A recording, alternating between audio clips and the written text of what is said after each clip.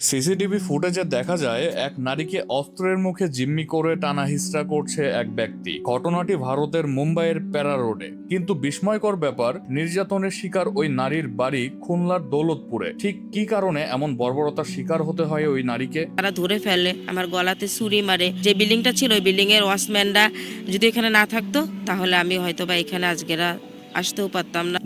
2020 সালে মোবাইল ফোনে পরিচয় হয় নড়াইলের কালিয়া গ্রামের আব্দুল কাদের জিলানির সঙ্গে। প্রেমের সম্পর্ক বিয়েতে গড়ায় 2022 সালের জুলাইয়ে। 3 মাস হতে না হতেই পারিবারিক কলহ, গন্ডগোল যা দূর করতে ভারতে আত্মীয়র বাড়ি বেড়াতে যাওয়ার কথা বলে স্বামী জেলানি। 7 অক্টোবর শাশুড়ি ও ননদের উপস্থিতিতে দৌলতপুর থেকে বাসে রওনা হয় তারা ভারতের উদ্দেশ্যে। বর্ডার পার হয়েছি, বলছে কি যে 5 থেকে 10 মিনিট লাগবে হাঁটতে। এই অল্প একটু দূর দূর করতে করতে আমরা ভোরবেলা আমরা পৌঁছাই কলকাতাতে।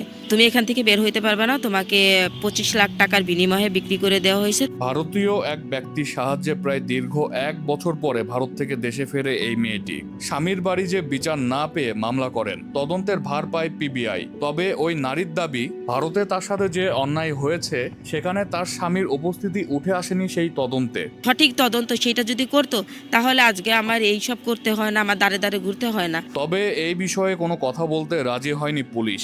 এলাকাবাসী বলেছে ন্যায় বিচার পায়নি ভুক্তভোগী নারী। বেঁচে কিনে থাকার পরে তো এই সমস্ত দাড়ি ঘর দরজা করেছে, গেট বাড়ি সব বন্ধক ছিল। আর সমস্ত অভিযোগ অস্বীকার করেছে শাশুড়ি। ও যে অভিযোগ নিয়ে আসতেছে সে অভিযোগ সম্পূর্ণ মিথ্যা, ওর ভিতরে একটু সত্যি নাই।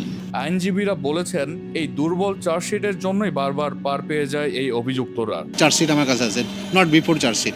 সেক্ষেত্রে যদি কোনো ভুল ত্রুটি থাকে সেগুলো তো সংশোধন করা যায় না। খুলনার মানব পাচার অপরাধ ট্রাইব্যুনালে এমন অনেক মামলা বিচারাধীন রয়েছে। বেসরকারি সংস্থার হিসাব অনুযায়ী প্রতি বছর প্রায় 200 নারী ও শিশু পাচার হচ্ছে ভারতে, যার অর্ধেক বাংলাদেশে ফিরলেও বাকি অর্ধেকের ঠিকানা হয় ভারতের বিভিন্ন পতিতালয়ে।